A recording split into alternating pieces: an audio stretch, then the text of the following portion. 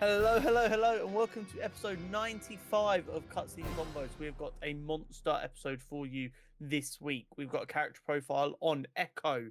We've got Percy Jackson episode 3. What If episodes 1 through 5. We've got a preview of Aquaman and the Lost Kingdom. We've got our Nerd News Network as always, and we have our content championship, which is Andor versus Return of the Jedi.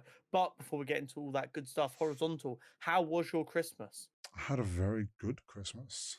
Yeah, it was a nice time. Spent it with family. Had both my sisters here with the other halves and my nephew, who is only 3 years old, and delighted me with a nice early start on Christmas Day, as I am someone who only wakes up at like 10 o'clock because I don't have a real job. And my nephew decided at 6:30 he wanted to awaken us because Santa In had all arrived. in all fairness, when I was 3, I was waking my parents up at like 4 a.m. So like, I think he's let you off lightly there with a 6 a.m. start. Um, yeah, I mean, he was definitely awake before then, but he's told he And then, can't get up. He has like a clock that changes color at a certain time, and he has to like can only get out of bed when it changes color. got ya, got But ya. yeah, early start. But it was a nice day. Ate lots of food, drank plenty, got some nice presents, and yeah, just So spent some time with the family. How was your Christmas? it was good. It was good. We had a slightly unconventional one this year for us.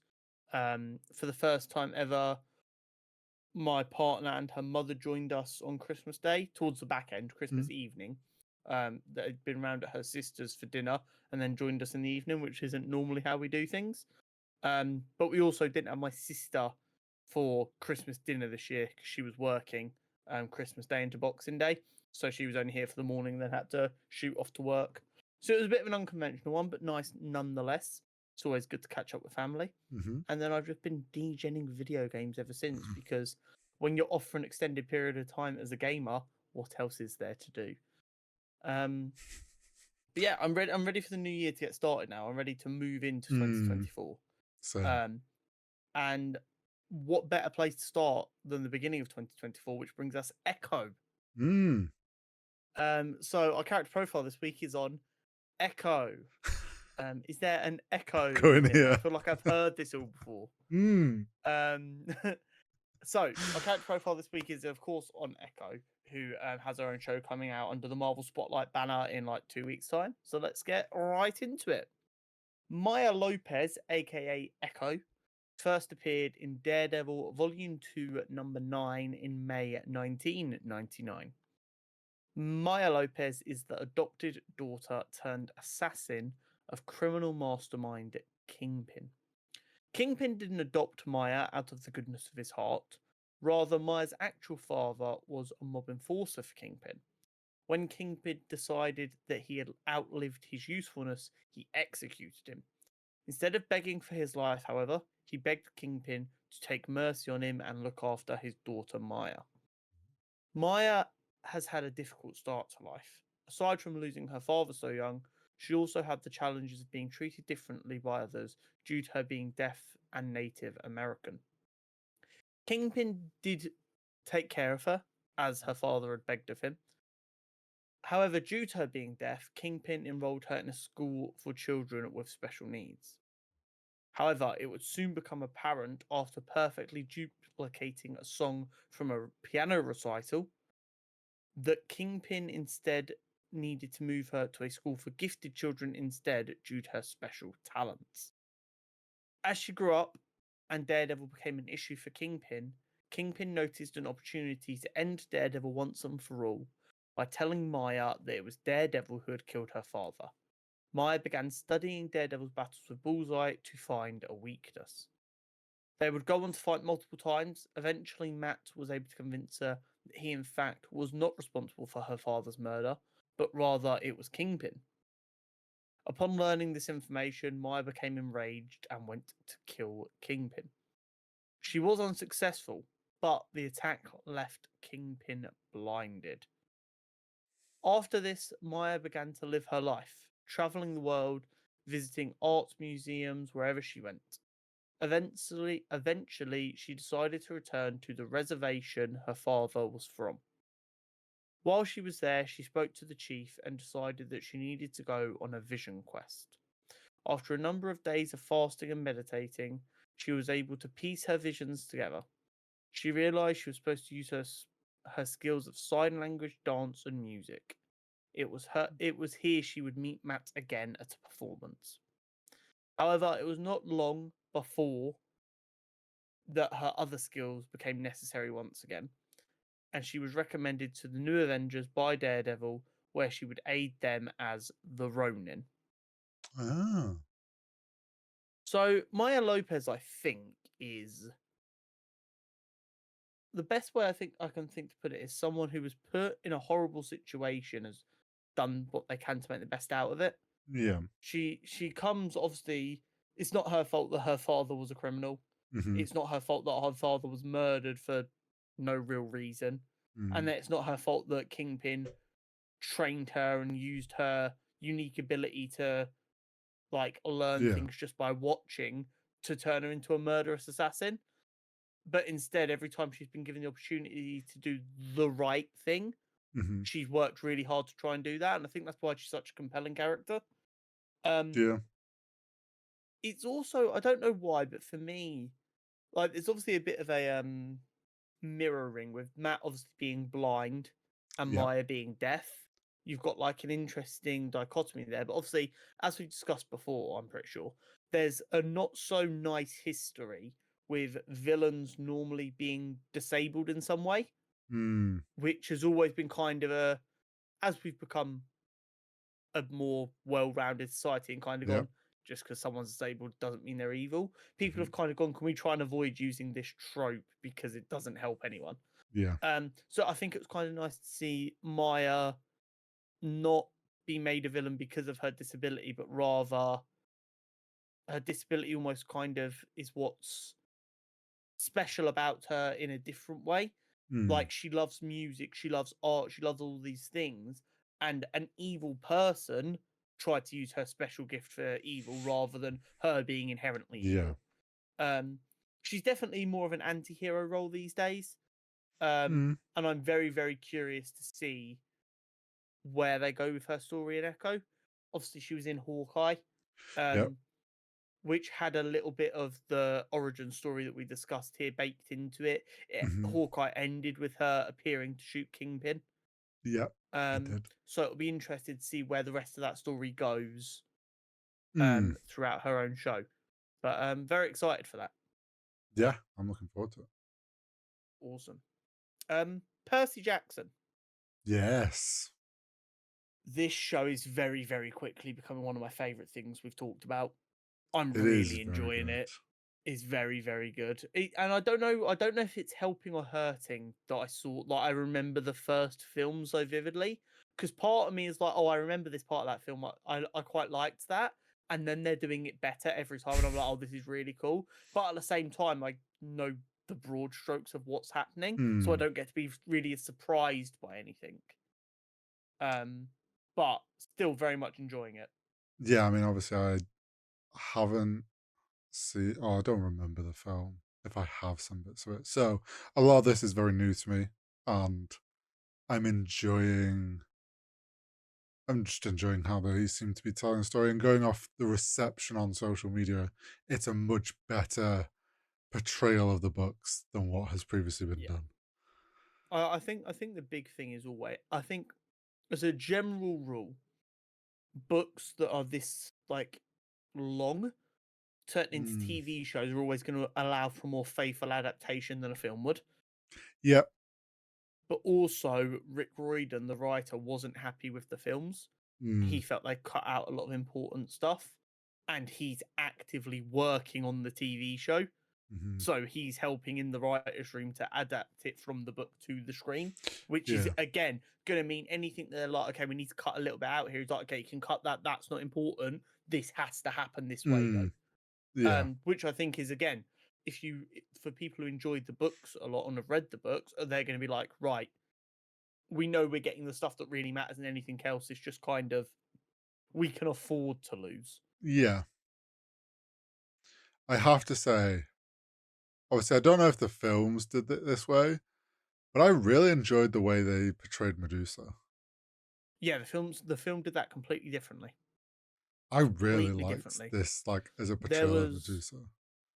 there was no real bargaining Right. with Medusa. There was no kind of depth to her character. It was just, oh, this is Medusa. You know, Medusa, she's evil. Um, or at least that's how I remember it and how I interpreted it as a child. Um, whereas this was a lot more interesting. They also changed how she died. Right. So in the film, Annabeth didn't have the cap from her mother, Hmm. and Medusa just used sunglasses. Right. Okay. So once they cut off her head, they just had the sunglasses on her head. Got you. They didn't get chased by a wraith into Medusa's layout. Right. And this is the only bit I prefer in the film. Oh. Instead of using the hat, because obviously they didn't have the hat to cut off her head, Hmm. um, he used the reflection of an iPod Touch to see her round a corner, Got you. which I think is one of the greatest pieces of product placement Yeah. ever. Because that has stuck with me like 10 years, and I still think about it. And like, that is one thing that I'm like, I kind of liked that. Because it's like a modern retelling. He's named after Perseus, who killed Medusa in Yeah. the mythology. And he obviously used the shield to catch her reflection in that. And he was just like, iPod. Um, but Yeah. overall, it was a much, much better adaptation of it all. And Ferdinand was used a lot more better as like a plot device in this. Yeah. I don't So, like really in the film, they know where turn that's up going. at her thing, and they didn't make any notion of it being a satypath. Right. Okay. In the film, it was just, oh, we're here. This is a place. Yeah. And as they're going in, they see all these gnomes because they think it's just a legitimate shop. Yeah. And he's like, hey, that kind of looks like my Uncle Ferdinand. Right. And then you get the Medusa. He's like, oh my god, it actually was my Uncle Ferdinand. But like, he doesn't really seem to care. Got you. Where in this one, he's like, oh, my Uncle Ferdinand came along this satypath. Yeah. And then you see Medusa's layout, and then he sees his uncle, and it's like, wow, my uncle was like a hero to us for being an explorer, and now I've already got as far as he did. Yeah. But yeah, I think the TV show is just adding so much more depth that previously I didn't get to appreciate, and it's one of them shows that I can't wait for next Wednesday. Yeah. No mood. I'm looking forward to like the next episode each time. Yeah, And exactly. I'm It's exactly that. intrigued, like, because obviously I'm kind of going blind into all this. So it's obviously like Yeah. intrigued to see what the fallout of him sending the Medusa head is, how that plays out to them.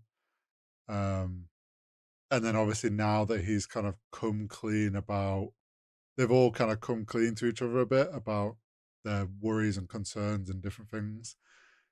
Hopefully now, like going forward, bit of a stronger team. I Also, go on. well, I was gonna say the whole tree thing at the beginning. Uh, I've always kind of funny his whole line about oh she took an acorn's fate.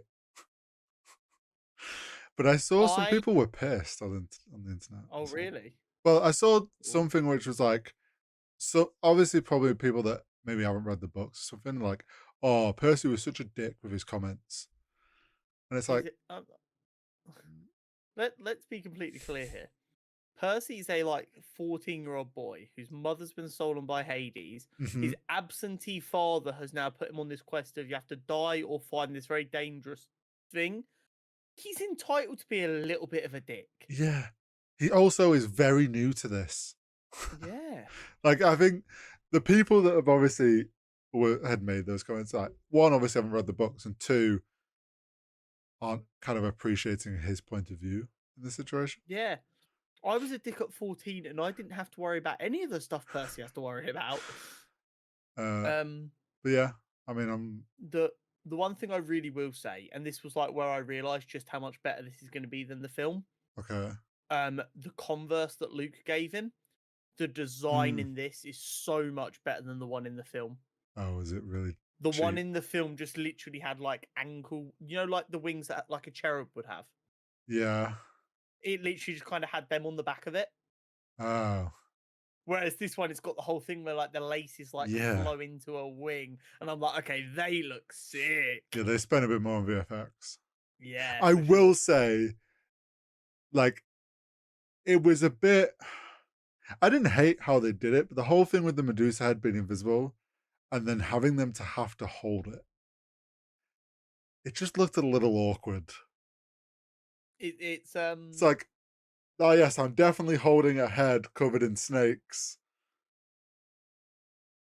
I think that was some good old fashioned acting being done. I think they did a Oh good yeah, job. I'd rather there be a little bit of goofiness of a kid pretending to hold something than them giving him like a green ball so that he's actually oh holding something they can edit out. yeah. No, I don't think. I think it would have been way more work for them that wouldn't be worth it. But like, it was one of those where I'm like, it just feels a little awkward because he's Yeah, like walking around like for sure. this, and it's like, I know you're not holding anything, but What I will say is the very beginning of the episode felt a bit jumpy with like them couple of scenes where he's like all straight away in with the Oracle and then it jumps to the yes, ceremony. It felt like a weird editing decision that they very quickly moved away from but didn't revert the decision earlier. yeah, it's kind of like they needed to set up the little oracle thing saying one of your friends is going to betray you. They had to do the whole he picked someone to go on a quest. Let's get the quest started. They tried to do that very quick to get the quest going. I think you're right. It could have all it needed really was like a scene where he's told to go see the oracle, Yeah. and I think that would have made it feel like less of a jump in. I think yeah, if they go from like literally take from the end of the last episode where Grover comes in and says, "Oh, your mum's alive, she's with Hades," Hmm. just have him still be there and go, right, you need to go talk to the Oracle in the morning, Mm-hmm. and then just have it be the next morning and he gets up and he goes to speak to the Oracle. Yeah. I completely agree with you, but that is like proper nitpicky, but it's nice to have a show where we can be that nitpicky and it Yeah. still sit here and go, it's been great. So Oh yeah. Small thing like that, but still overall great episode. yeah. What if episodes 1 through 5? Yes, season 2. So normally this is the kind of thing I would watch every day as it came out. But being over the Christmas period, I didn't watch any of them until today Oh, so I watched them in because like 2 life. batches. Okay, got you, got you. Um, I like that they're a little bit longer than the season 1 episodes. Yes. Each season 1 episode was like 20 minutes. These are all like 30, Mm-hmm. which just gives them a little bit more time to actually. Because we said during season 1 there was times where they were like, "This is the premise," and they just jump halfway into the story. Yeah. Whereas A I think lot. giving Yeah. themselves them extra 10-ish minutes just allows them to give it a little bit more structure. Yeah, it did. It definitely helped compared to season 1. Yeah. So the 5 episodes that we're talking about are the first 5 episodes, Mm-hmm. which were what if Nebula joined the Nova Corps? What if Peter Quill attacked Earth's mightiest heroes? What if Happy Hogan saved Christmas? What if Iron Man crashed into the Grandmaster? And what if Captain Carter fought the Hydra Stomper? Mm-hmm. So, I can already tell you what episode we're going to get in season 3 of What If you like. Okay. What if Captain Carter fought Iron Man? Because so far, the first Captain Carter episode was Avengers. Captain America, the first Avenger. Mm-hmm. This What If episode was Captain Carter, the Winter Soldier, but not. Yeah. So now they have to do a Captain Carter Civil War episode, no? Surely, yeah.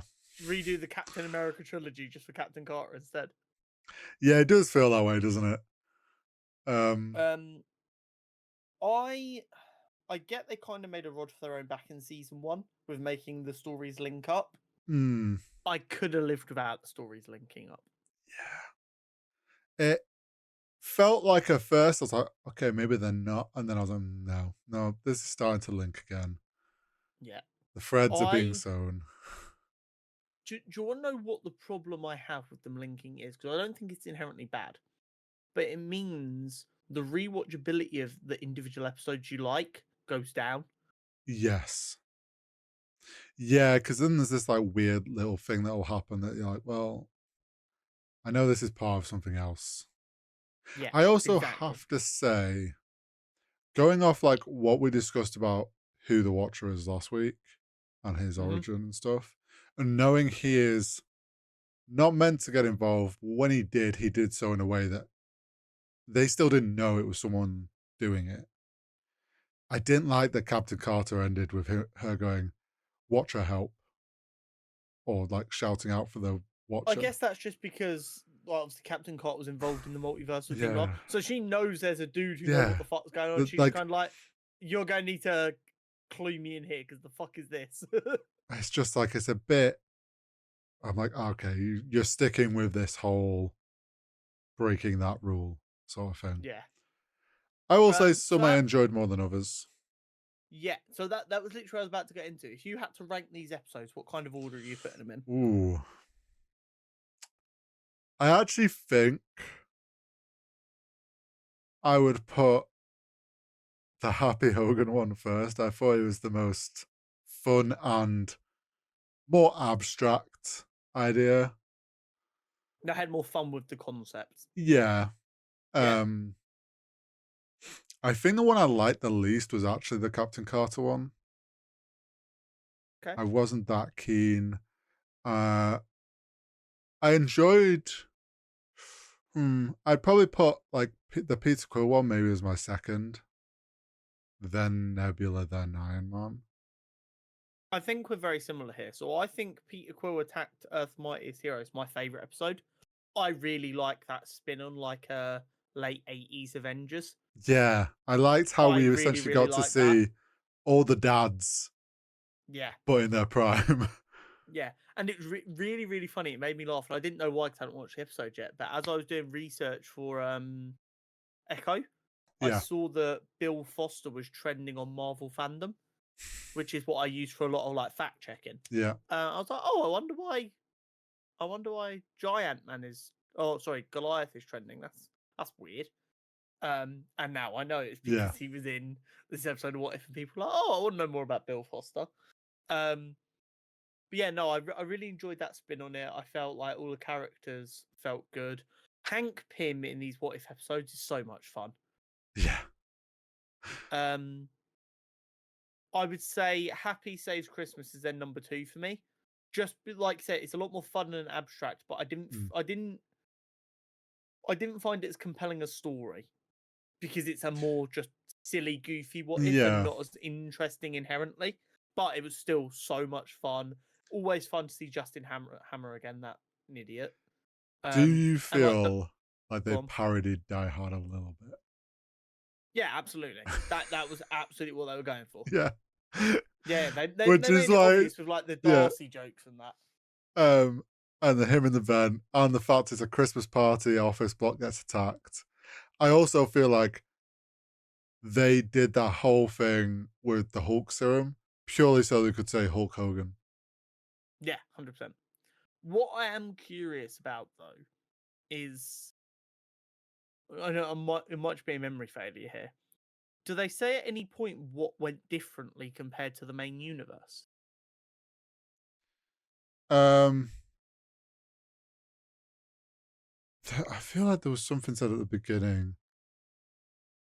Maybe So I not. feel like in all the other episodes, they're like, this is what's changed from the universe you know to create this.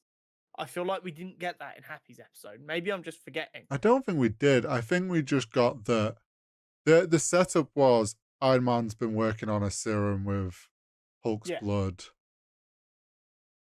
and then there's a Christmas party. So yeah, no, I don't think they did actually say. yeah. Which I think is quite weird. Like, don't get me wrong, I enjoy the concept so much that I don't particularly care. But at the same time, if you want to have this really fun episode, make an effort to work out what we're doing. Yeah, Um, I get you. and the other one where I had a similar issue with the concept was the Iron Man episode. Yeah, well, Because yeah. Gamora doesn't turn up anywhere to try and hunt anyone else down after New York. So why does Iron Man ending up somewhere else mean now she goes hunting? I think their reasoning was because he'd Well,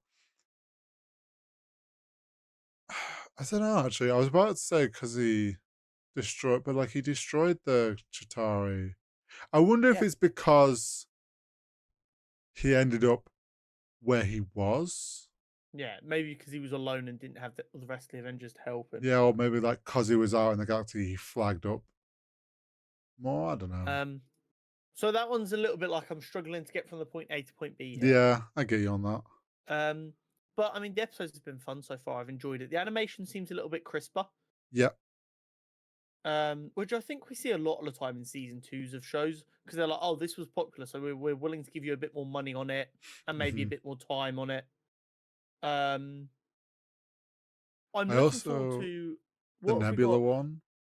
The I will Nebula one. so I thought was quite cool. I felt Had a like it bit was of a a bit Blade Runner vibe. Yeah, Blade Runner slash RoboCop vibe.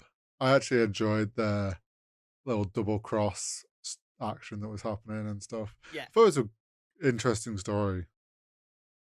I think Out the Nebula one is the only one I'd like to see like an extended version of to give us more of a story. The yeah, others I think were like the right length for what they were. The Nebula one I'd be happy to see like a 45-minute cut where they flesh it out even more. yeah, Um, but just because it seems like such an interesting story to tell. I was really surprised we didn't get a Sam Ryder reference in that though, because he is mm, the superhero Nova. yeah, So I'm really surprised we didn't get any kind of reference to him. Maybe we did, maybe I missed it. But so far, I think there are two that stand out above the rest. I think Nebula episode is good, but not like, oh, I want to watch that yeah, again and again. Iron Man and Captain Carter, I could take or leave. yeah. Agreed.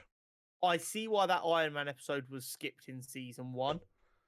Yeah, Um, and I hope they reworked bits for this rather than just yeah. leaving it in as it was. I thought it was interesting, and the idea of like what if he'd landed there and stuff, but yeah, it just felt a bit. I actually think I preferred Hulk and Thor being there for Yeah. sure. I made for a more Um, interesting story. so the interesting thing is the next episode, Kahori reshapes the Mm, world. This is an original character as far it as we know, is. which I'm very excited to hear about. You've already watched this I episode. have I haven't watched yet. it. We'll be discussing it next week. I've heard good things about that episode. I've heard people are quite happy with that episode. Mm, So I'm excited for that one. And then today, as we're recording this, the Hella episode came out. yes, it did. Which should Tomorrow will be also the potentially be a good one. yes. Um, then we've got What If the Avengers Assembled in 1602, which I assume is the continuation from what we saw at the end of the Captain Carter episode, based on Nick Fury speaking all old school. Yeah, And then we've got the season finale of What If Strange Supreme intervened. So it'll be interesting to see where these next 4 episodes go. Based on what I've seen online, it seems like episode 6 is good, and the other 3 we'll have to wait and see. yep, But I always enjoy What If. It's a nice little. yeah, It's an excuse to sit down for half an hour and watch characters you like doing weird, different stuff, and then you can yeah. work And out there's what like kind no of concepts you pressure like. to the episodes and stuff. It's just like Yeah. just Another thing I enjoy. will say is, if you want to get into reading comics, but you're not sure what kind of stories you like, watching What If and working out what if episodes you like might Mm, be a good way to try and find out what you like, yeah, because it might give you an inkling like, oh, I like this kind of story, and then you can work out what kind of writers or characters have stories like that. yeah. Um, right. Shall we get on to Aquaman 2 preview? Aquaman and the Lost Kingdom. Mm, So we initially said about a year and a half ago, 2 years ago, that we weren't going to bother going to watch this. yeah. Maybe would, maybe wouldn't. Yeah. But I think part of the reason I decided to, not that I have gone to see it yet, part of the reason I'm going to see it is because it is the end of the DCEU. Mm, And for yeah, better or worse, that is the end of an era. Might not be an era that gets remembered. For the right things. Yeah. But it is, we are coming to the end, or we've come to the end of the DCEU. Yeah. I've heard some mixed reviews. It has, bearing in mind the media labeled the Marvels a bomb for its performance at the box office, it has bombed. Yeah. The delays, the state of the DCEU do not help it. I Nope. think this great reset for DC couldn't come at a better time. Yep. I've heard apparently that Jason Momoa and Aquaman's brother's character have quite a good vibe together. And that the action in places is really solid, which isn't a surprise with James Wan being the director. But other than that, it leaves a lot to be desired. Yeah, that doesn't surprise me. Which, to be fair, I still think is better than what I was expecting. I think I was like, oh, Jason Momoa would be good as Aquaman. Like, we know he suits the role very well. But I was like, I don't really expect this to do anything crazy. And even if it does, I'm still of the attitude of I know it doesn't mean anything. So any kind of grand setup or anything they're trying to do, it's just gonna feel like, well, yeah, cool. I know this ends here, so it's like it doesn't really feel It like will be anything. interesting because when was the last time we saw a superhero film that doesn't try and set something up? Yeah, like I presume this somewhat must end on a little bit of a setup, because that's how it was written. Unless they've completely changed unless it. they have edited that out just because it makes no sense, get rid of it. Maybe they changed the ending to give it a bit more of a final ending. Yeah, I don't know. Or maybe they leave it kind of an open-ended so you can imagine what's gone on in that universe, but they don't set up anything particular. But it's an interesting one, that's for sure. Yeah. I'll go see it. As always, we'll give our honest thoughts on it. We'll say what we liked, what we didn't like. But whether we like it or not, that is now the end of the DCEU. Yeah. And hopefully, I think we need the break we're getting. Yeah. I think DC needs the break. And hopefully James Gunn, Peter Safran they can cook up something to get people excited for superhero films again. I don't know what's going on specifically in the sense of why people aren't turning up.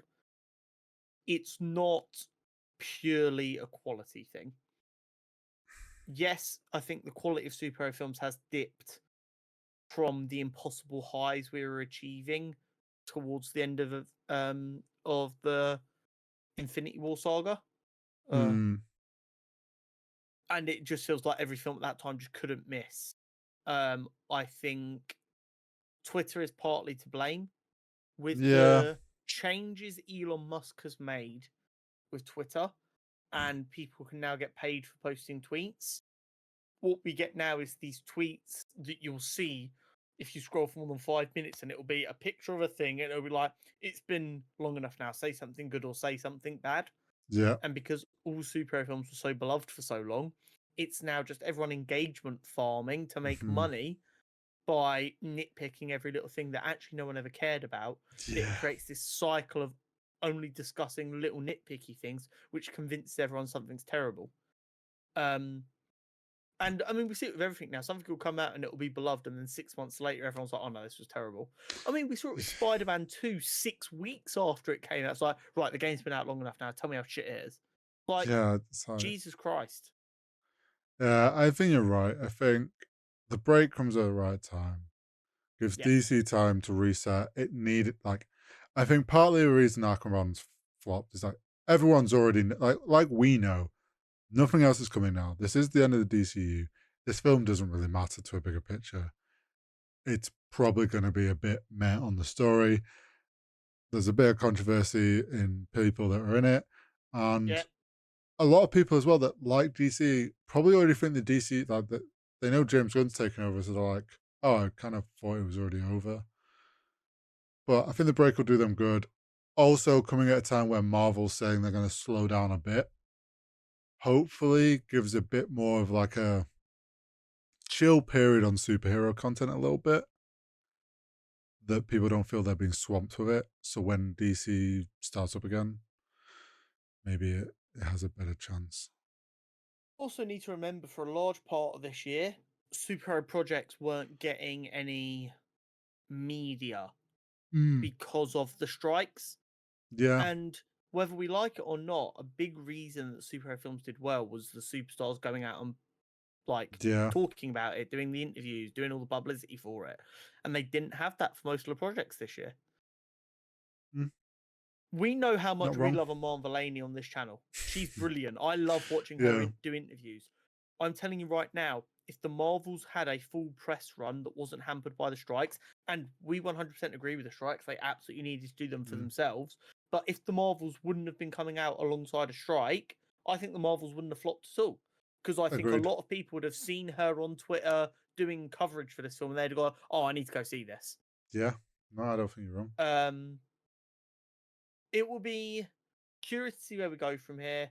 I think another big factor towards why superhero films haven't done well this year is why would you pay for some people 10, 15, 20 pounds per person to go to the cinema when you know in 2 months' time it's going to be on a streaming service you're already paying for. Mm-hmm. Yeah, There also is an no issue. fear to exclusivity right now, which is A, going to kill cinemas, but B, it's also hurting these films. Yeah, I mean, Scorsese can't even break a profit right now. Cinemas are in a dangerous, dangerous place. yeah, Um, which is why I will keep going until they close them. I'm just going to be that idiot who still does the outdated stuff. I am going to buy actual comic books. I am going to go to actual cinemas. I am not going to buy disc games because it's just they take up space and it's worse value somehow. I hate it. Um, if someone wants to make a way to make disc games equal value, I'm down. I'll go back to disc games in a heartbeat. I miss them. I don't. Yeah, PC gamer. He hates Yeah. discs. Horry Hey, hates physical media. I will go Horry back to hates physical media. He discs. actually burns books. I will go back to discs if it's like the old discs where you could buy one, give it to your mate, and you could all install it, and it was perfectly fine. I have a COD 4 disc Horry that was hates physical installed on media. 6 PCs, so we could all play. Horry hates physical media. He burns books. Don't ask about his tattoos. This is not true.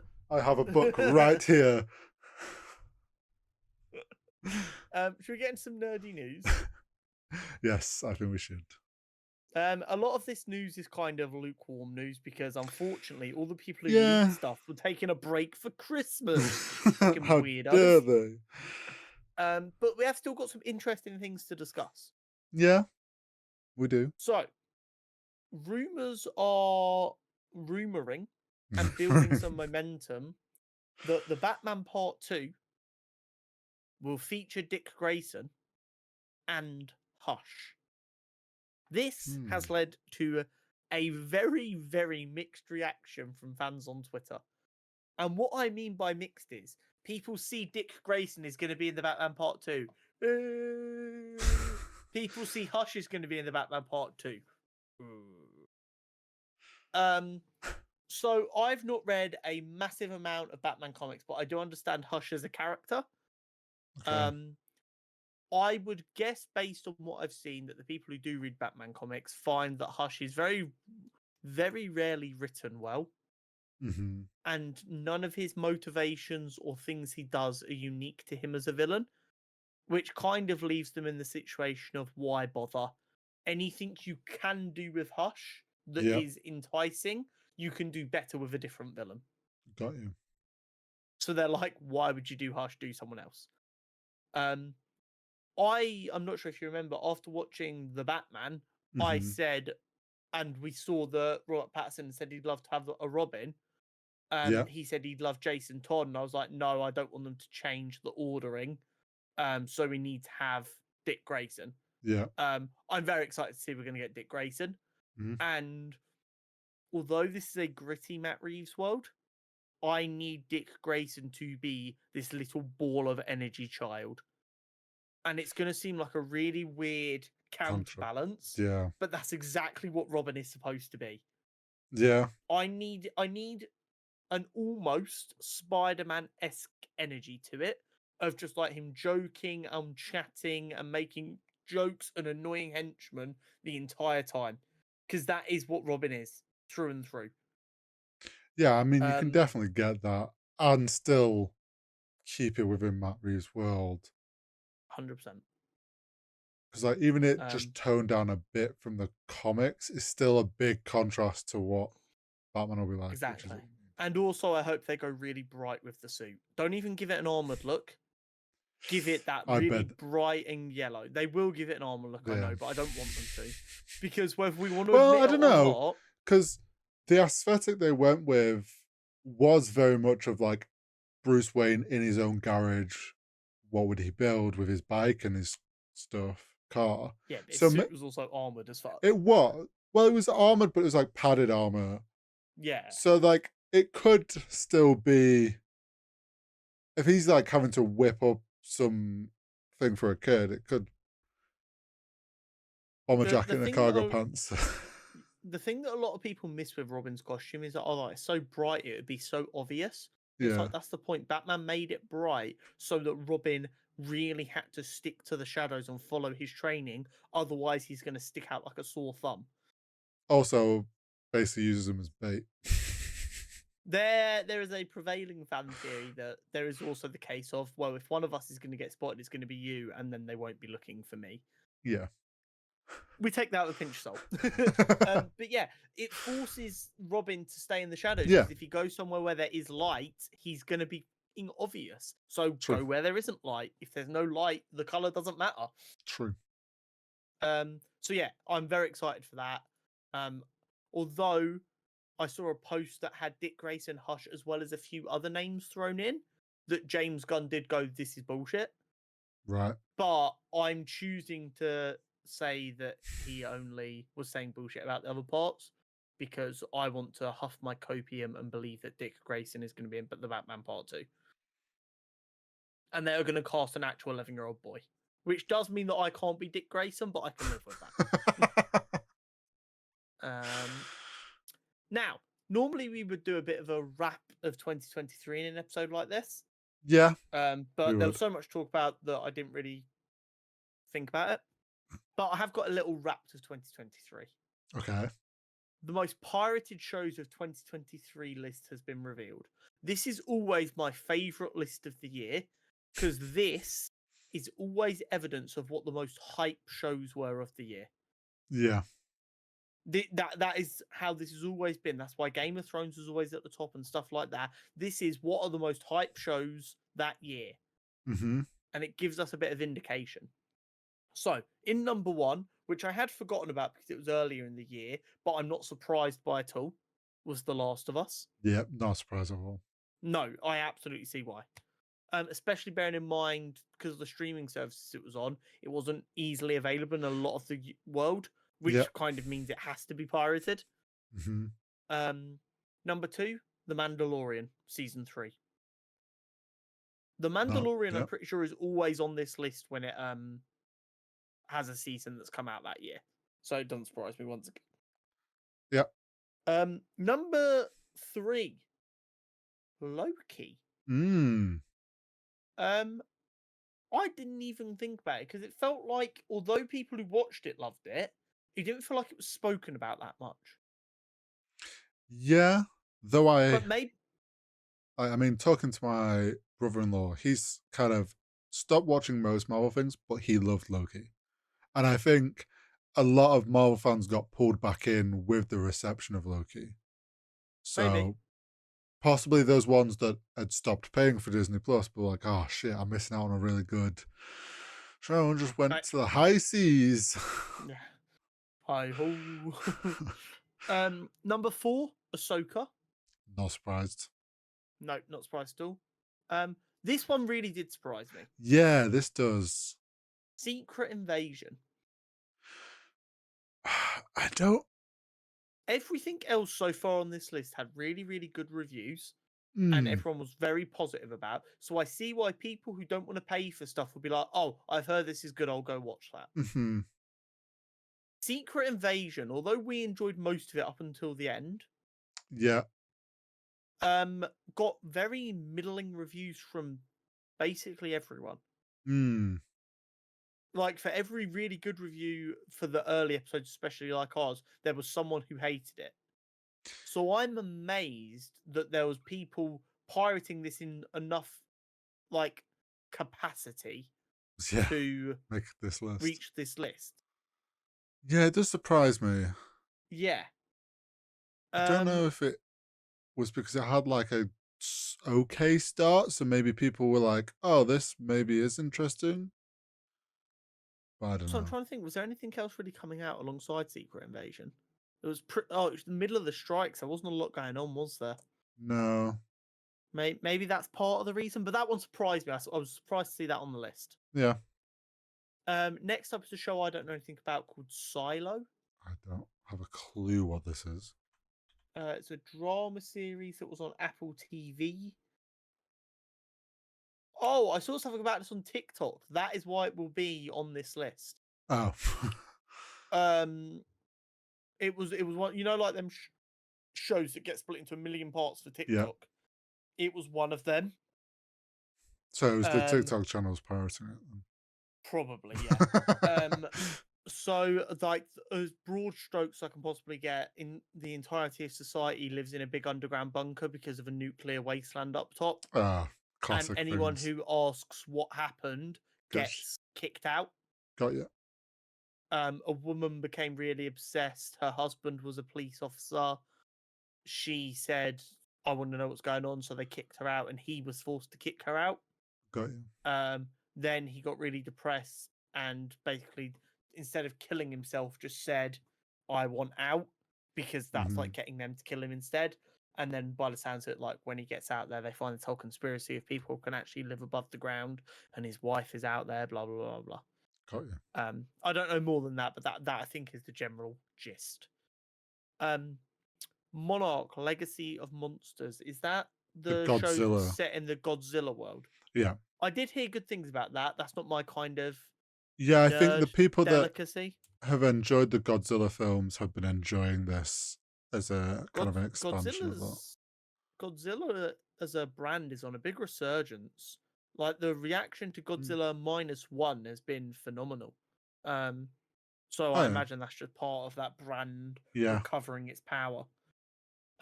Tulsa King, something I don't know again. I forget. I think this was one that. Oh, this is the. I've seen this on TikTok as well. This is the Sylvester Stallone one where he's got out of prison and goes back to his gangster life, but gets sent Got ya, to Tulsa from got ya. New York or something. Oh, so he like took the fall for something when he Yeah, was younger. He's come out expecting to get hero's work, and he's been given the shit assignment. yeah. Got ya. That actually sounds interesting. I might have to I've not seen pirate some that, watch it clips and legally. it looked interesting. Up next is no surprise to me. No, Gen V.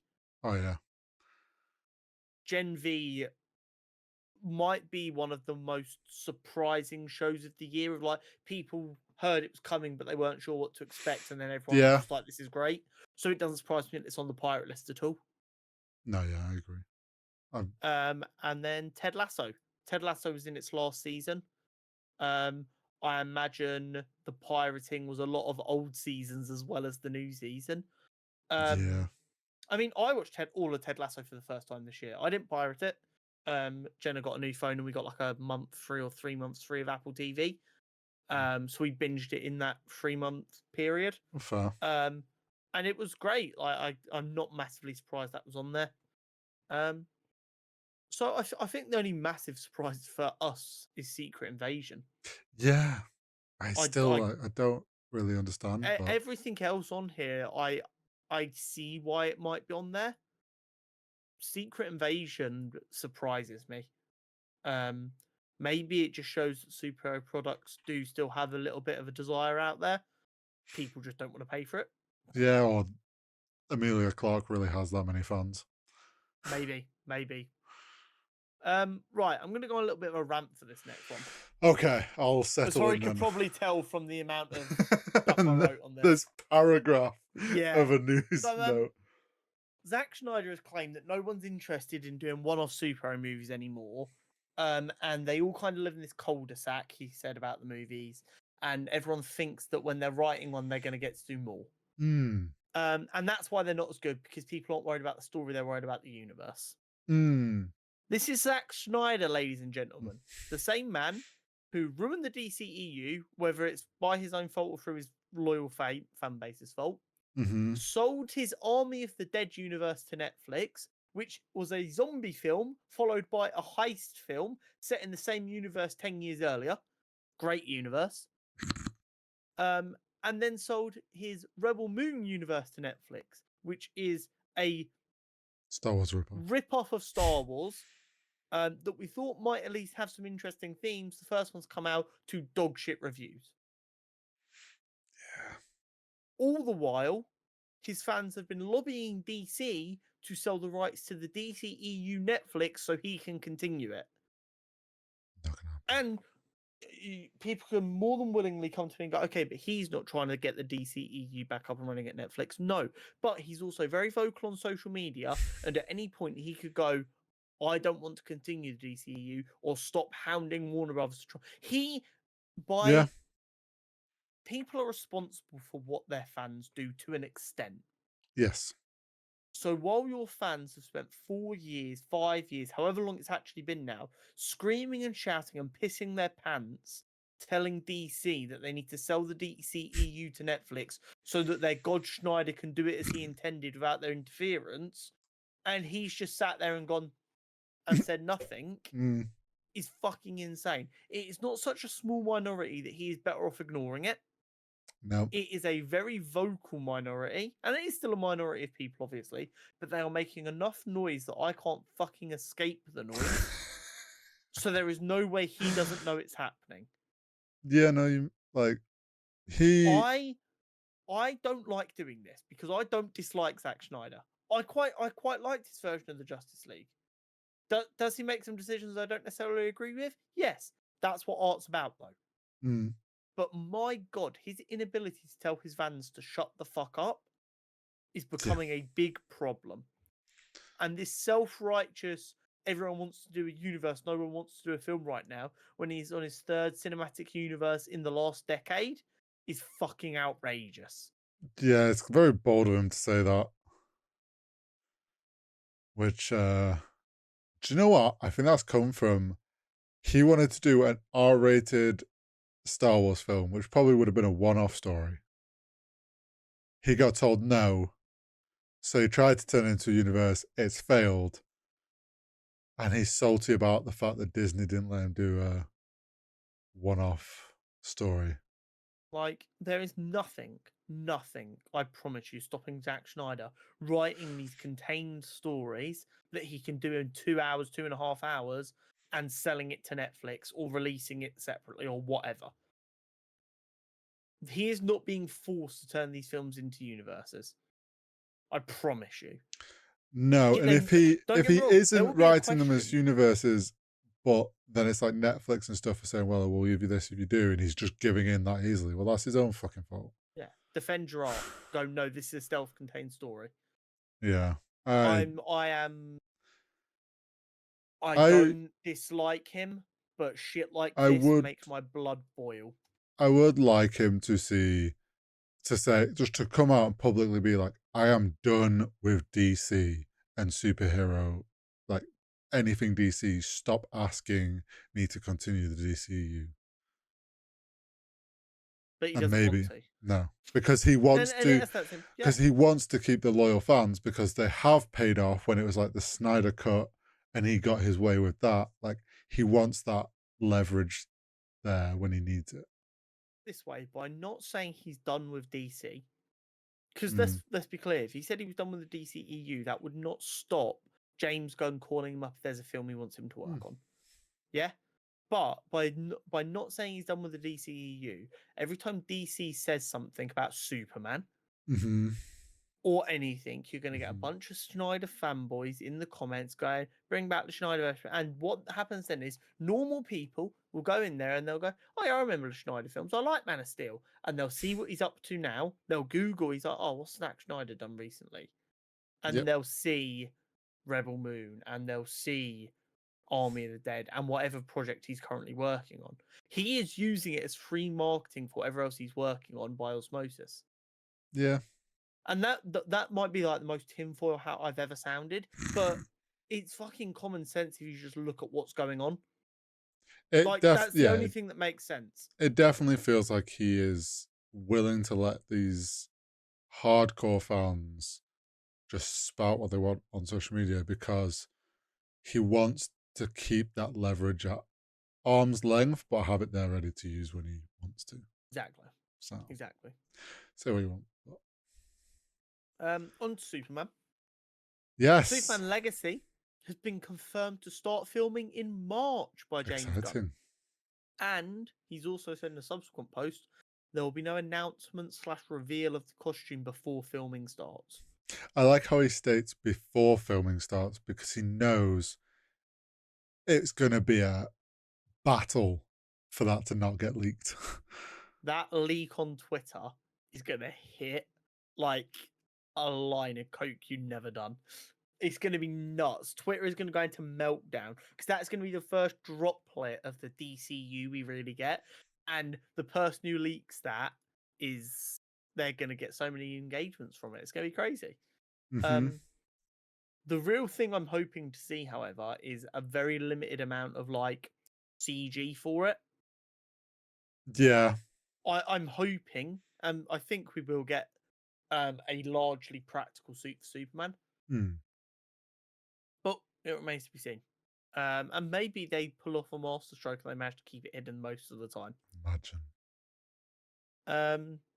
More DC news. Yes. Peter Safran has said Jason Momoa will always have a home at DC, even if it isn't as Aquaman, which might add a bit more fuel to the fire of them considering him for Lobo. Yep. He did also go on to say, scratch that, he'll always have a home with Warner Bros. Because his next film is Minecraft movie. Yeah, I forgot he's doing. So just a little bit of a promo for the Minecraft movie while he was making that very interesting comment. So I thought, in light of his hard work, I'd also share that.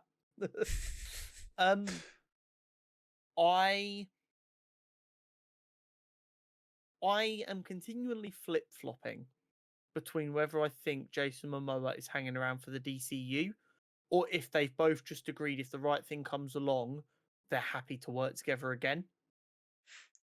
I would say, from what I've watched of like other kind of stuff Jason Momoa's put out that's not been like filmed, like he has a YouTube channel and stuff, and he's put stuff out over the years showing more of his personality. I think he is this kind of guy that's like, he enjoys superheroes. He enjoyed being Aquaman. He's down if they come to him and say, oh, we'd love for you to play this character. I think he'd totally be down for it. I don't think it's necessarily as like he's trying to hang around hoping he definitely gets into the DCU.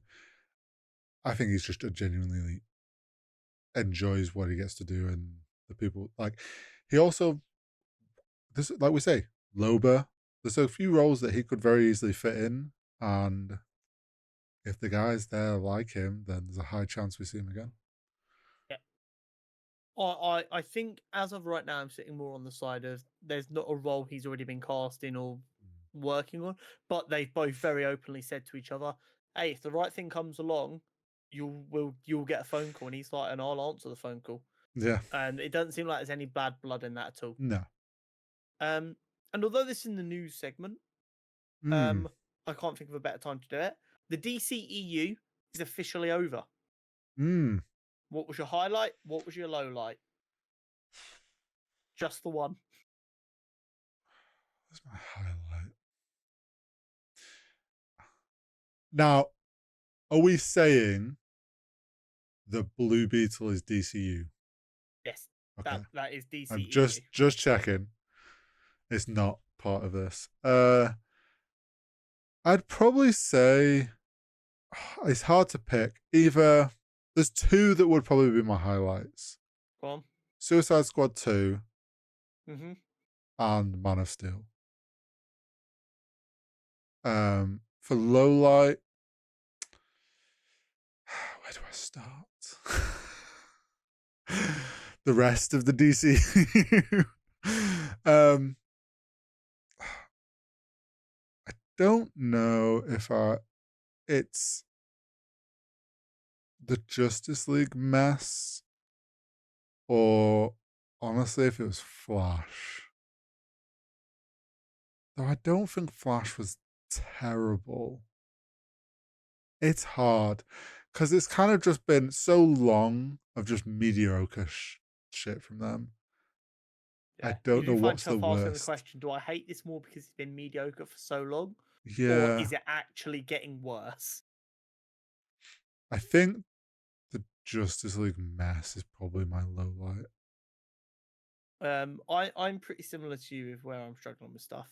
Highlight is probably similar to yours, The Suicide Squad by James Gunn Hmm. or Blue Beetle. Yeah, I mean, oh yeah, Um, obviously. Blue Beetle, although it's come in a very down year comic book, no one will ever be able to convince me that wasn't a really good film. I don't care what the box office says. I don't care what the idiots on Twitter say. That is a very good comic book film. And it sucks that it's even in passing connected to the DCEU. It's in the weird limbo state, so we can allow Yeah. it. But The Suicide Squad is one of my absolute favorite comic book Mm. movies. It is everything I want a comic book movie to be in a lot of ways. Low light is, depending on the day and mood you catch me in, it's one of three. Okay. The Flash, because I had such high hopes for it, Mm. and it managed to miss so badly. Mm-hmm. The Justice League, because it is the first and potentially only time I've left the cinema actively angry, which I know sounds fucking stupid, but I am normally such a recency bias merchant that Yeah. even films I grow to not like, I don't think are terrible when I leave the cinema. Mm. But sitting there, I wasn't enjoying it. Like even the atmosphere of a cinema, which like makes me happy, couldn't make me enjoy the film. Or Batman versus Superman, because it's just Oh terrible. yeah, forgot Just about that. terrible. There has been a conversation on Twitter recently of people trying to rewrite history and say it was a good film. No. It wasn't. And the bit that annoys me the most is the idiots who try and claim that, oh, if you didn't like it, you're not smart enough. Oh, We have established on this podcast media literacy is at an all-time low. I promise you that film is dog shit. Man of Steel is good. Batman vs Superman is dog shit. I hate that you've reminded me that film existed. So yeah, it depends on the mood that I'm in. The Flash probably isn't as low as the others. I think it might suffer more from a case of it was mediocre for so long that it was a final nail in the coffin, as well as I thought it could be good and they managed to fuck it up. Yeah. But it's probably Batman vs Superman or Justice League. Just terrible. Yeah. But we're going to 2024. There is a lot less coming out this year. There's probably going to be a lot more of us grabbing random shit to talk about.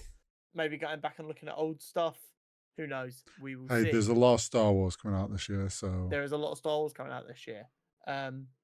Speaking of Star Wars, content championship time. Yes. Andor versus Return of the Jedi. I hate this. This is going to be about as fun as a prostate exam.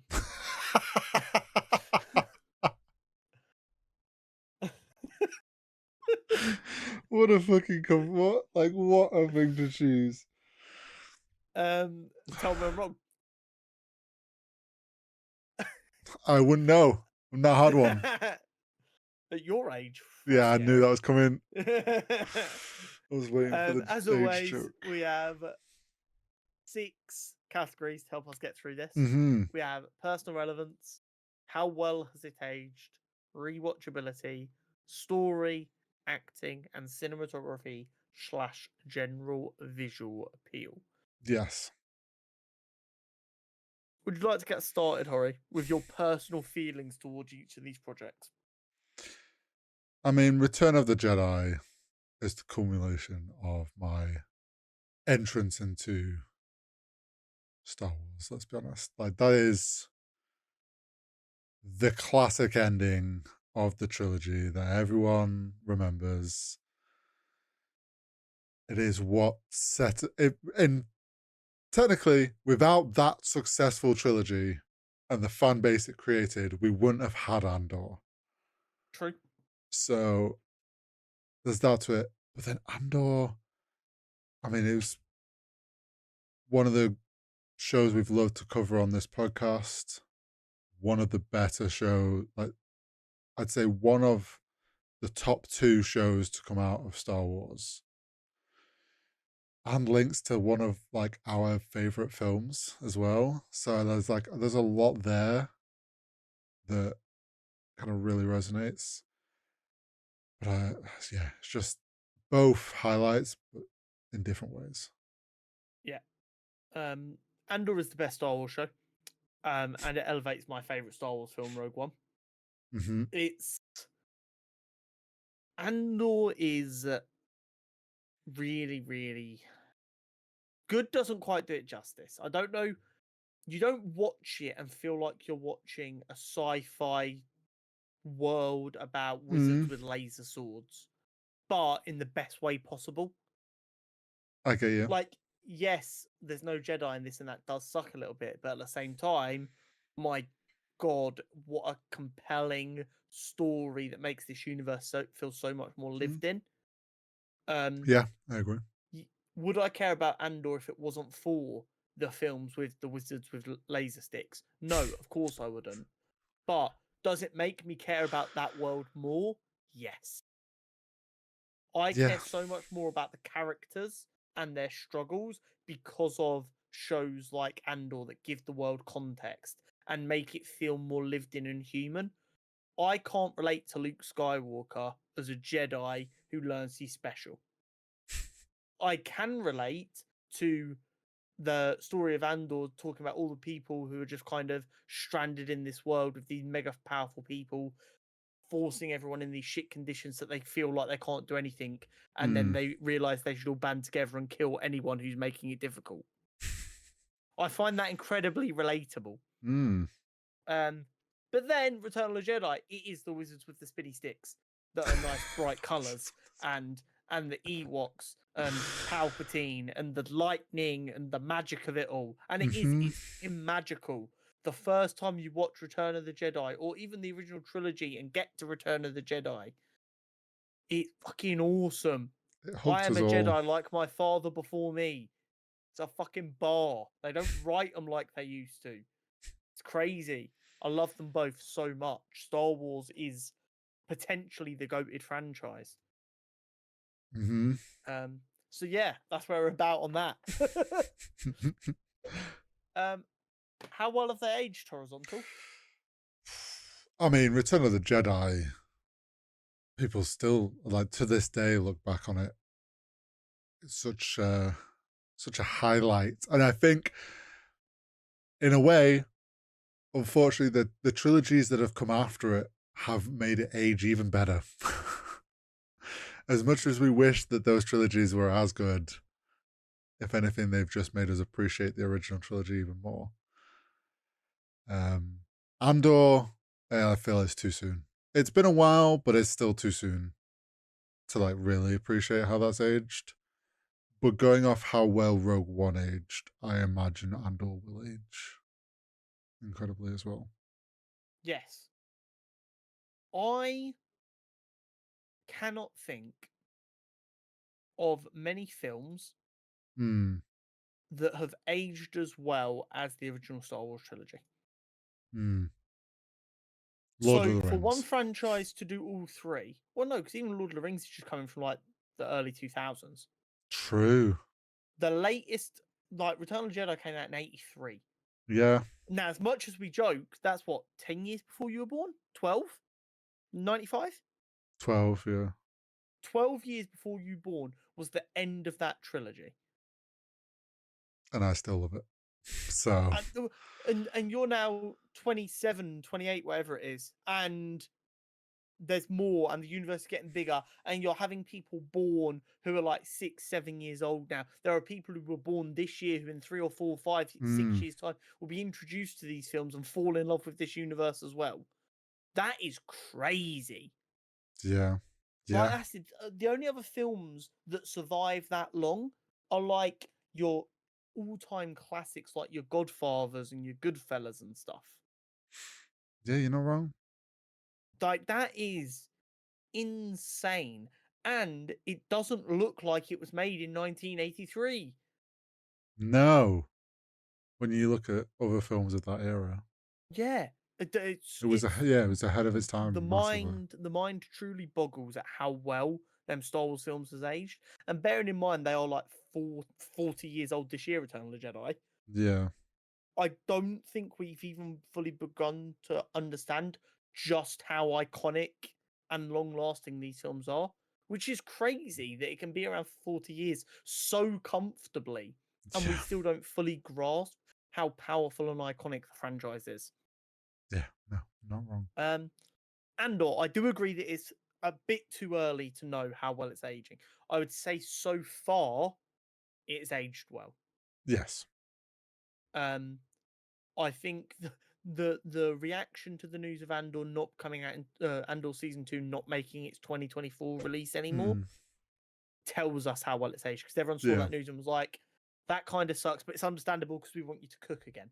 Yes. And I think that tells you all you need to know, where fans, especially in this modern era, are like, okay, we're sad that it's not going to make the release, but I can accept that, and we can wait as long as it's as good as season 1. Yeah. Rewatchability.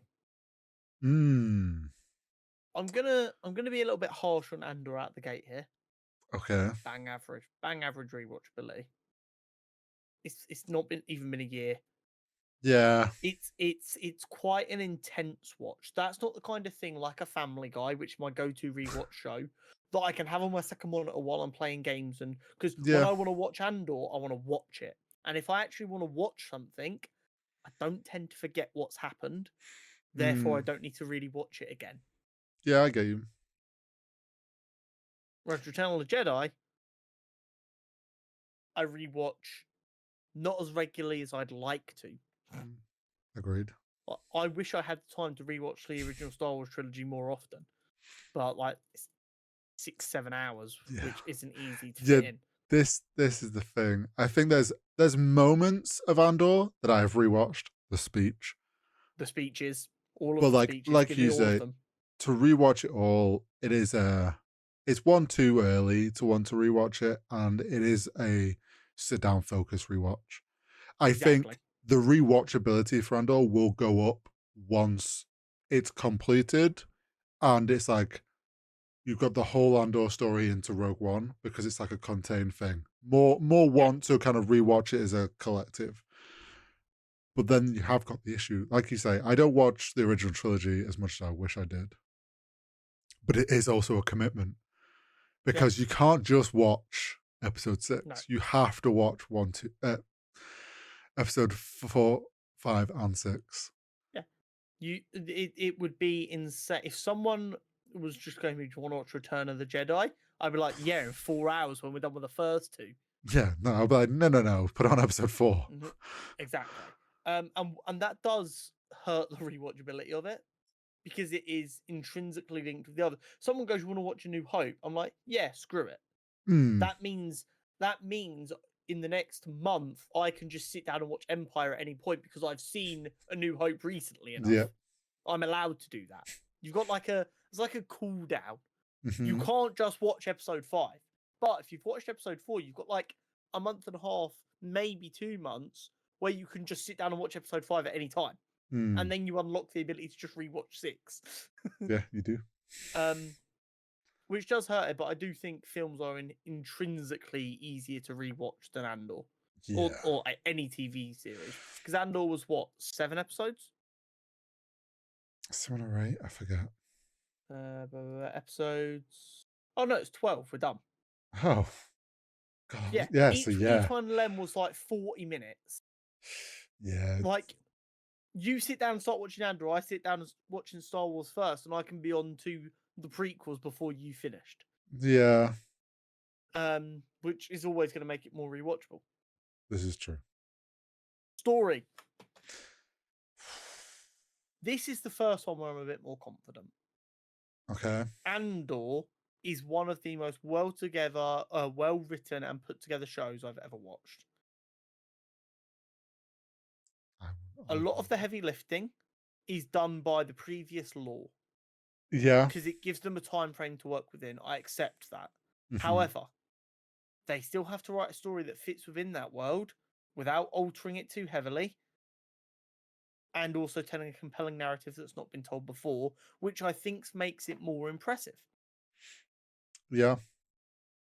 And I actually feel like you could say, if someone hasn't seen Star Wars but understands what Star Wars is, wizards with light sticks, but like hasn't seen any of the story, they could sit down and watch Andor and not necessarily be super confused by what's going on because it's, like you say, self-contained.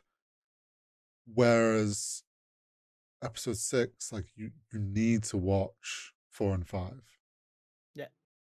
Like that story only works as a trilogy. I'm telling you right now, there are people out there who turn their nose up at Star Wars because they think they're too good for Star Wars.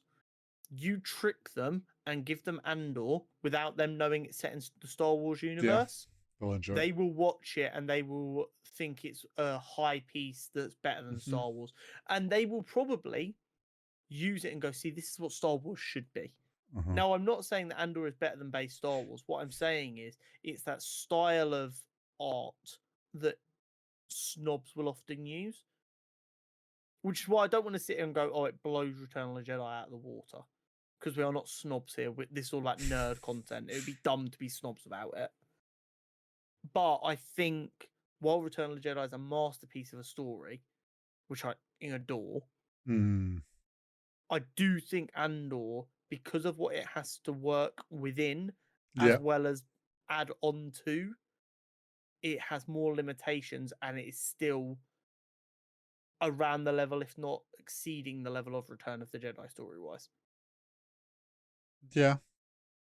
I could be on board with that. Have I used the right words there to not anger either side of the argument? I think so. And I think most people would agree that the story alone of Return of the Jedi, yes, it's good. It gets the fairy tale ending. But it's stronger as the whole trilogy. And if you watch, of course, if you never watch the other two parts, you are not getting the full story and you're not going to appreciate it. So exactly. But I do think Return of the Jedi is more well written than a lot of people would give it credit for. Yeah. But I think a lot of like that good writing comes from the fact that George Lucas is also the director, so he can use imagery to help with the story that the words don't need to tell. Where in other stuff, the writer and director are very rarely the same person, which can sometimes mean visual cues that the writer had in their head don't make it onto the screen. Yeah. Acting. Now, this is where I do have a very strong opinion. Andy Serkis. Yes. I know Andy Serkis. Yeah. And others. Yeah. I forget his name. The gentleman. His sons are also actors. I know who you mean. Un momento, por favor, because I want to remember his name. Yes, Stellan Skarsgård. He has two sons who are also actors. Yeah. He is also stunning in this. Yes. The powerful acting performances are not normally associated with nerd media.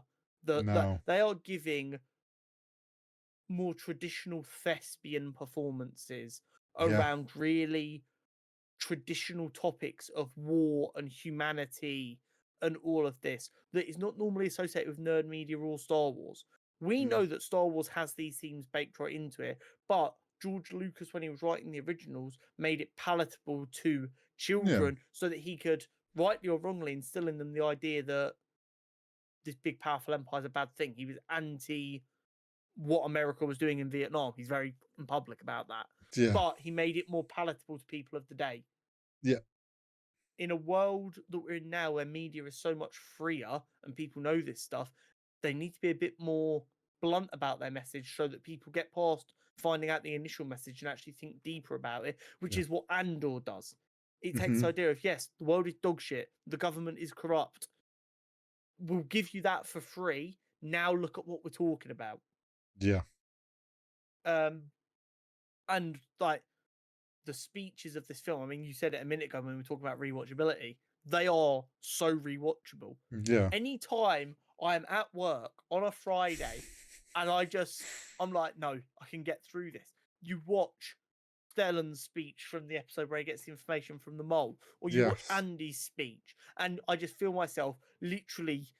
I have the ability to headbutt through a brick wall with one of them playing. It is so. It is Didn't no, yeah. the absolute peak The of media. the monologues from both Andy Serkis and Stellan, like incredible. And they hook you in, and those alone just sell that whole show. Yes. And they both did stellar performances as their characters.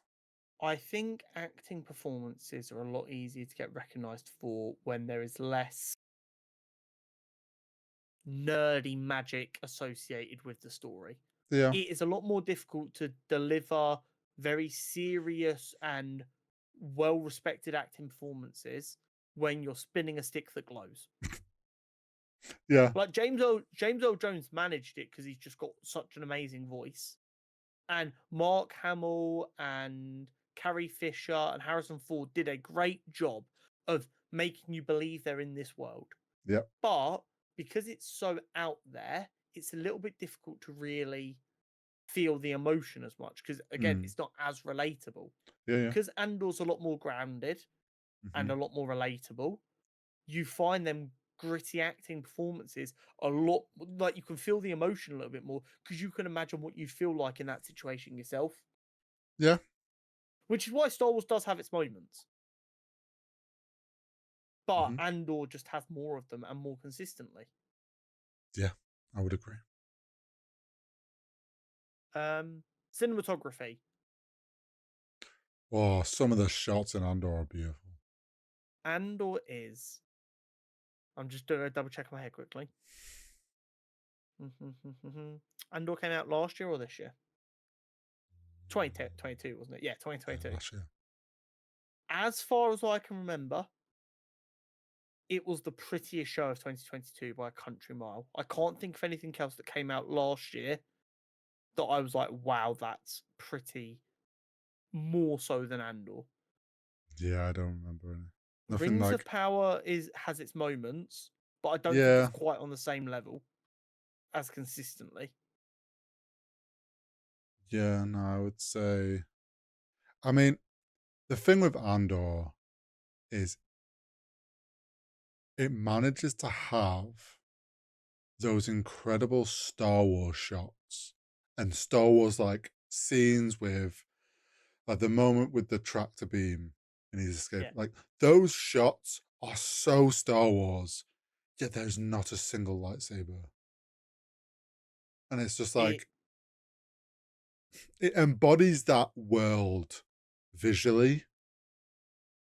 And to do that without kind of some of the key things of Star Wars, like it's a pretty incredible job. It used the key kind of cinematography cues of Star Wars with the big landscapes, the sweeping shots, the panning from space to a planet, and the following like ships as they speed overhead. It uses all these cinematography shots that are iconic to us because they are Mhm. prevalent throughout Star Wars. But the scenery they've chosen is so much more beautiful and the digital effects are so much more advanced now that they can make them look even more realistic. You Yeah, can bring them to life even more. Um, Andor is absolutely gorgeous.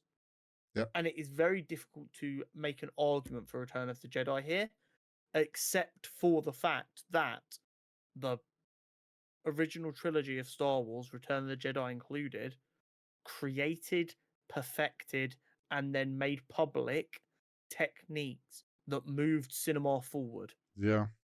The original Star Wars trilogy changed filmmaking, not just in a nerd way, Yeah. not just in a culture way, but it literally laid the groundwork for films to come in the use of miniatures and models and touch ups in post. It was a masterpiece of filmmaking in that respect.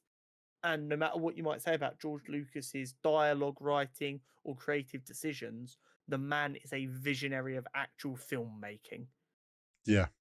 And the stuff, the way he pushed practical with the early days of VFX and stuff, and finding that perfect balance, like, yeah, like you say, pushed cinema forward immensely. Exactly. So now we get down to the really horrible bit where we have to go through here and work They out both what go we're through. doing. Unfortunately, that's And not the how first it ever. Personal relevance. I would have to go Return of the Jedi. Because without it. See, that makes me want to do a bit of gamesmanship here. Because for me, I Okay. think it's a draw. But if I vote Andor, that makes it a draw. Okay. And then that gets me what I want, which is a draw in personal relevance. Right. But no, I'll stay true to myself. I think it's a draw, which would mean Return of the Jedi wins on personal relevance overall. Mm-hmm. How well it's aged is absolutely Return of the Jedi. Yeah. For sure. I don't think that's really up for debate, which makes it 2-0 Return of the Jedi. Rewatchability is Return of the Jedi. Yeah. Just because it's a film. Films are always going to beat TV Yeah. in rewatchability. Story, I think, does go to Andor just. Yeah, I would give it to Andor. I think the caliber of story that they managed to tell while working within the confines of a pretty well established universe is so impressive. And pretty low entry knowledge needed for Andor. Yes, 100%. So yeah, no, I would agree. Acting, it is definitely because of the nature of the show being a more serious tone that allows the acting to be so phenomenal. But I cannot, in good faith, after watching the Andy Serkis and Stellan Skarsgård and everyone else's performance in Andor, say that Return of the Jedi's acting is as good as. Yeah, no, I think those two monologues alone kind of sell it for me. Yes. Which makes it 3-2 Return of the Jedi. Coming down to cinematography. So, my view on this is that it's a draw. Because while, yes, Andor is more beautiful and looks better, yeah, without Return of the Jedi, filmmaking is not what it is today. And Return of the Jedi, even the original version, if you are lucky enough to see it somewhere, still holds up insanely well for something made in 1983. So I am of the opinion, yes, Andor is gorgeous and is far more beautiful than most television you will watch. Return of the Jedi is, compared to things of a similar time, even sci-fi films as early as the mid-2000s, Return of the Jedi just blows it all out of the water. Yeah. So I think that's a draw for me. I would be okay with that being a draw. Which would mean Return of the Jedi goes through as a 3-2 winner. Which I can make my peace with. Oh, yeah. I'm happy with that. Yeah. It is one of the few instances where I'm like, I really don't want to win it here at all. Because it really just, it feels wrong to cast Andor aside. But at the same time, we're coming up to the Return end of the Jedi. We're also late into the quarterfinal. Yeah. This like isn't round this one. is, yeah, this is a late matchup. But it's fine because next week's a nice easy one. Oh god. He said lying. Oh, I know. I sensed. Andor's bigger brother, Rogue One, versus Lord of the Rings, Fellowship of the Rings.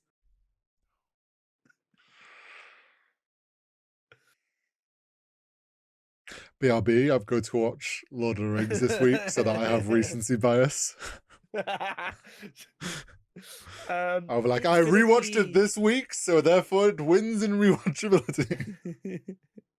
It's Oh, that's gonna it's be a tough. rough one. Yeah. This is why you watch this podcast, ladies and gentlemen. So we have the hard conversations you're not brave enough to have. And then you which can is- roast us for the wrong answer. Exactly.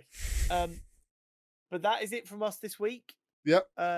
Episode 95 is wrapped up and done. We will see you in the new year. Yeah, I was with gonna say episode 96. that's it for this year. Yeah, we will see you in 2024 with a brand new episode, which will contain the rest of What If, the next episode of Percy Jackson, an Aquaman and the Lost Kingdom review, and probably more stuff as well. We'll only be a week away from Echo. Yes, we will. We may even start discussing what to do for a 100th episode anniversary party thing.